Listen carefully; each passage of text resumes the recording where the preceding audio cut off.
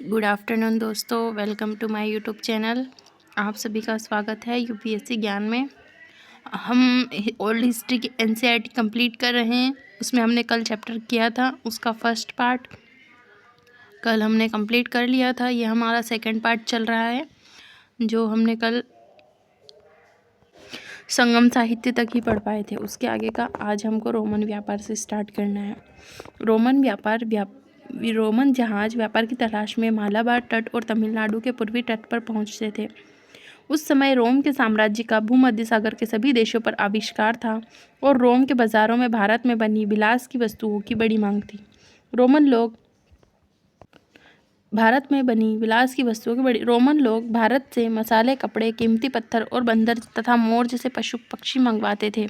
Roman जहाज लाल सागर से चलकर अरब सागर पार करके मालाबार तट या पूर्वी समुद्र पर मन्नार की खाड़ी तक पहुंचते थे। उन्हें जिन चीज़ों की ज़रूरत थी उन्हें वे जहाज में भर लेते और सोने की कीमत चुकाकर रोम वापस चले जाते। रोम के सोने ने दक्षिण भारत के राज्यों को बहुत धनवान बना दिया। इस पिक्चर्स में जो दिख रहा है आपको वो है धमेक स्तूप, सारनाथ में है ये। और रोमन लोग दक्षिण भारत के तटवर्ती नगरों में रहते भी थे। यहाँ वे चीज़ें जमा करते और उन्हें जहाज़ों से रोम भेजने का इंतज़ाम करते। इन नगरों में एक था अरिकमेड, पौंडीचेरी के नज़दीक, जिसकी पुराविदों ने खुदाई की, जहाँ रोम से बनी अनेक चीज़ें मिली हैं। इन बंदरगाहों से जहाज़ दक्षिण पूर्व एशिया के देशों को भी जाते थे और कुछ भारतीय व्यापार चीन के साथ भी व्यापार करते थे। यद्यपि समुद्री यात्राओं में कठिनाइयाँ थी, फिर भी खबरों का सामना कर सकने वाले लोगों की कमी नहीं थी। अब दक्षिण भारत का माल उत्तर भारत में भी पहुंचता था। दक्षिण से होने वाले कीमती पत्थरों के निर्यात के कारण दक्षिणी राज्य बहुत धनी हो गए। अब पढ़ेंगे जनजीवन। दक्षिण भारत के अधिकांश लोग गांवों में रहते थे। पहाड़ी इलाकों में जहां खेती करना कठिन था, लोग पशु पालते थे। ज़्यादातर व्यापारी और शिल्पी नगरों में रहते थे। ऐसे कुछ नगर समुद्र तट पर थे जहां से व्यापार सुगम था। राज्य का शासन चलाने में सलाहकार ब्राह्मण राजा को सहयोग देते थे।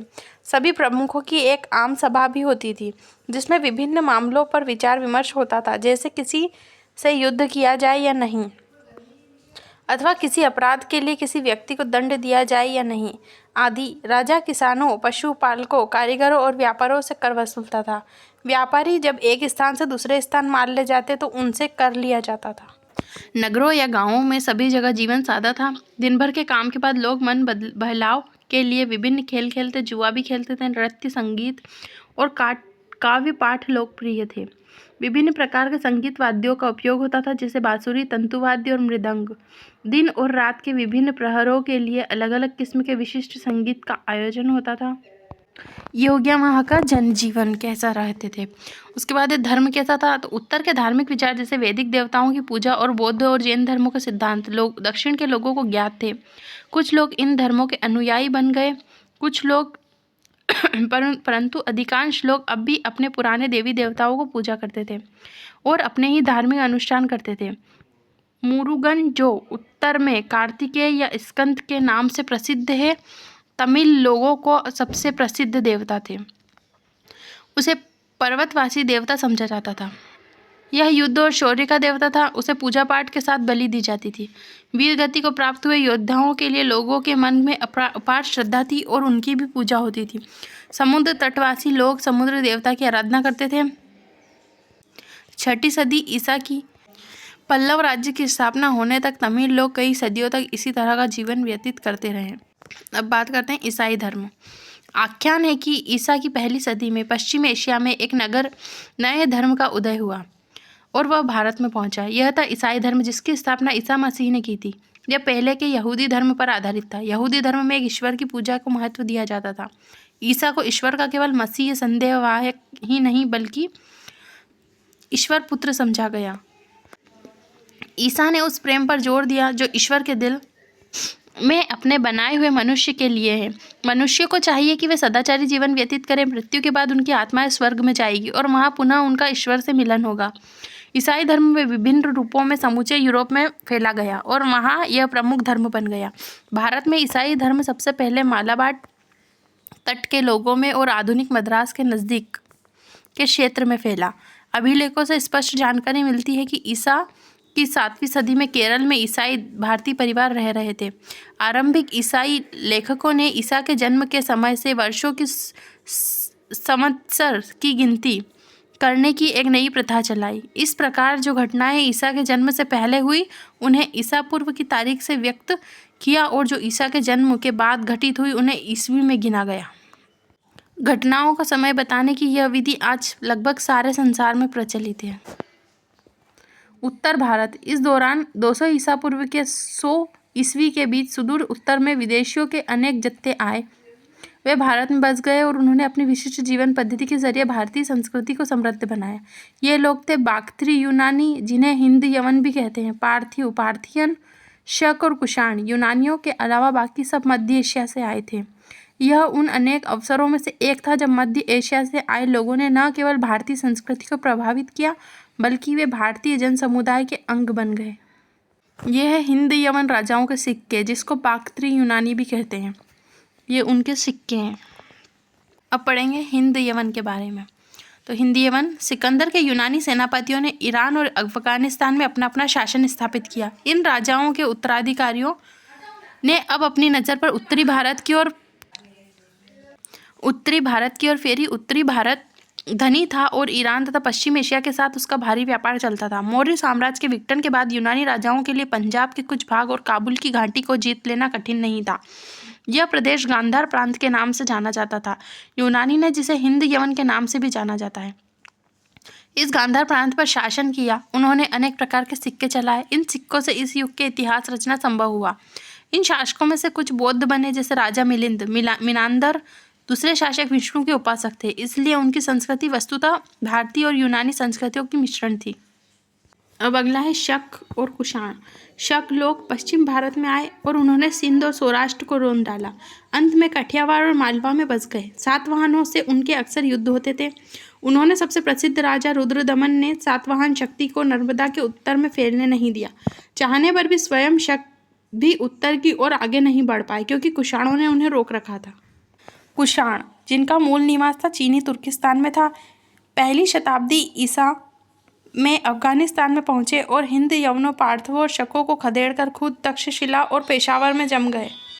बाद में उन्होंने समूचे पंजाब के मैदान पर अधिकार कर लिया और धीरे धीरे गंगा के मैदान के पश्चिमी भाग पर भी कब्जा जमा लिया। मथुरा उनके राज्य के दक्षिणी भाग एक प्रमुख केंद्र था। राज्य को प्रांतों में विभक्त किया गया था और क्षत्रप या गवर्नर इनका शासन संभालते थे। राज्यों के प्रांतों में विभक्त किया गया और क्षत्रिय या गवर्नर इसका शासन संभालते थे। कुषाण राजा कनिष्क ने उत्तर भारत में अपने राज्य को सुदृढ़ बनाने के लिए बड़े प्रयत्न किए। वह अपनी सेना उत्तर भारत में मध्य एशिया तक ले गया था और उसे एक पराक्रमी राजा समझा जाता था। मध्य एशिया में हुन साम्राज्य की चीनी सेनाओं के साथ कुषाणों की मुठभेड़ हुई। मथुरा के संग्रहालय में कनिष्क की एक आदमकद खंडित मूर्ति है, जिसमें वह गठिल बदन का एक व्यक्ति नजर आता है। वह बौद्ध धर्म का समर्थक था। उसने बौद्ध विहारों के निर्माण के लिए धन दिया। उस समय प्रचलित धार्मिक वाद विवादों को उसकी दिलचस्पी थी। उसी के शासनकाल में चौथी बौद्ध महासंगति महासभा का आयोजन हुआ था। पहले भी भांति इस बार भी बुद्ध की शिक्षाओं के बारे में अनेक निर्णय लिए गए। ये मूर्ति है वो जो खंडित मूर्ति मिली है, मथुरा के नज़दीक से मिली। कुषाण सम्राट कनिष्क की घिना सर की खंडित मूर्ति की ऐसी है। ये देखो ऐसी मूर्ति। ये कुषाण राजाओं के सिक्के मिले हैं। ये सिक्के इस प्रकार हैं। विचारों का आदान प्रदान। इस सब का परिणाम यह हुआ कि भारतीय जीवन के विभिन्न पक्षों में धर्म, कला और विज्ञान से संबंधित कई नए विचार का प्रवेश हुआ और कई परिवर्तन हुए। भारत ईरान और पश्चिम एशिया के अधिक निकट संपर्क में आया। व्यापार के कारण उत्तरी भारत और मध्य एशिया के सीमांत प्रदेशों के साथ संबंध स्थापित हुए। भारतीय वस्तुएं भूमध्य सागर के नगरों तथा बंदरगाहों में पहुंचने लगी। भारत और सिकंदरिया, मिस्र की नील नदी के मुहाने पर के बीच लंबी दूरी होने के बावजूद सिकंदरिया के बंदरगाह के साथ भारत के व्यापार में वृद्धि हुई। इस व्यापार के कारण तक्षशिला, मथुरा और उज्जैनी जैसे नगरों का महत्व और भी अधिक बढ़ गया। कला। पश्चिम एशिया के साथ संपर्क बढ़ने के कारण उत्तर भारत के नगरों में यूनानी मूर्तिकला को प्रवेश मिला। इसमें यूनानी तथा रोमन देवताओं की और भूमध्य सागर के लोगों की मूर्तियाँ थीं। गांधार प्रदेश के भारतीय कलाकारों की मूर्तियाँ की इस नई शैली में दिलचस्पी बढ़ी और इनमें से प्रभावित भी हुए। उनकी बनाई हुई बुद्ध की मूर्तियाँ और बुद्ध के जीवन से संबंधित दृश्य पटल यूनानी शैली में मेल खाते हैं। यह शैली गांधार कला के नाम से जानी जाती है। यह कला शैली न केवल आधुनिक पंजाब और कश्मीर जैसे क्षेत्रों में लोकप्रिय थी, बल्कि आधुनिक अफगानिस्तान में भी, क्योंकि गांधार शैली की कला में अनेक अवशेष वहाँ मिले हैं। मथुरा में दूसरे मूर्तिकार थे जिन्होंने अपनी एक अलग शैली का विकास किया, परंतु उन्होंने यूनानी की नकल नहीं की। हालांकि उन्होंने भी बुद्ध की मूर्तियाँ बनाई। इसे मथुरा शैली की कला कहते हैं। धर्म, ये मूर्तियाँ केवल बुद्ध की नहीं बल्कि उन अनेक बौद्धिक तत्वों की भी थी जिनका बौद्ध लोग सत्कार करते थे। बौद्धित्व उन त्यागी पुरुषों को कहा जाता था जो इस धरती पर बुद्ध के पहला पैदा हुए थे। जातक ग्रंथों में बोधिसत्व के बारे में अनेक कथाएं हैं। इस समय तक बौद्ध धर्म में काफ़ी परिवर्तन हो गया था। अब यह वह सरल धर्म नहीं रह गया था जिसका बुद्ध ने उपदेश दिया था। अब यह दो संप्रदायों में बढ़ गया था, महायान और हीनयान। महायान संप्रदाय में अनेक प्रकार के अनुष्ठान का प्रचलन था और बोधिसत्वों की पूजा की जाती थी। महायानी बौद्ध भिक्षु शक्तिशाली बन गए थे, परंतु भारत में अब भी ऐसे लोग थे जो इस तरह के बौद्ध धर्म को नहीं मानते थे। वे हीनयानी बौद्ध कहलाए। महायानी बौद्धों ने धर्मदूतों की मंडलियां चीन भेजी। ये धर्म प्रचारक भारतीय व्यापारियों के साथ यात्रा करके चीन पहुंचे। इस तरह जल्दी ही मध्य एशिया और चीन में बौद्ध धर्म फैलता गया। पश्चिम एशिया के साथ भारत के संपर्क का एक और परिणाम निकला। भारतीय ज्योतिषों ने यूनानी ज्योतिष का तुलनात्मक अध्ययन किया। फलस्वरूप भारतीय ज्योतिष ने प्रगति की। इससे ज्योतिष के वैज्ञानिक अध्ययन को बढ़ावा मिला। यद्यपि बाद में भविष्य कथन के लिए इसका दुरुपयोग किया गया। चिकित्सा संबंधी ज्ञान में भी वृद्धि हुई, जैसा कि चरक संहिता और श्रुत संहिता ग्रंथों से पता चलता है। शल्य चिकित्सा के क्षेत्र में भी काफ़ी प्रगति हुई। ज्योतिष, चिकित्सा और गणित के क्षेत्र की भारतीय विद्वानों की उपलब्धियों को बड़ा सम्मान मिला। ये वो पिक्चर्स है जो मैंने पहले बताई थी कि उभरी हुई गांधार की महाभिनिष्क्रमण मूर्तियाँ मिली है।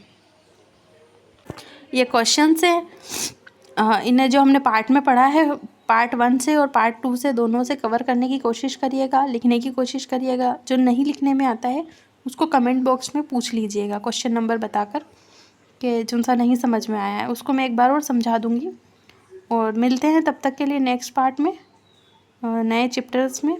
तब तक के लिए आप इस क्वेश्चंस को सॉल्व करने की कोशिश करिएगा। 10 क्वेश्चंस तो ये हैं और ये हैं 4 क्वेश्चंस, टोटल 14 क्वेश्चंस हैं और ये हाँ ना में आंसर देना है। उसको भी करने की कोशिश करिएगा। अगर नहीं आता है तो कमेंट बॉक्स में कमेंट करिएगा। और अगर वीडियो अच्छा लगा हो तो लाइक करें, सब्सक्राइब करें और अपने दोस्तों को भी शेयर करें। मिलते हैं नेक्स्ट चैप्टर में। तब तक के लिए बाय बाय।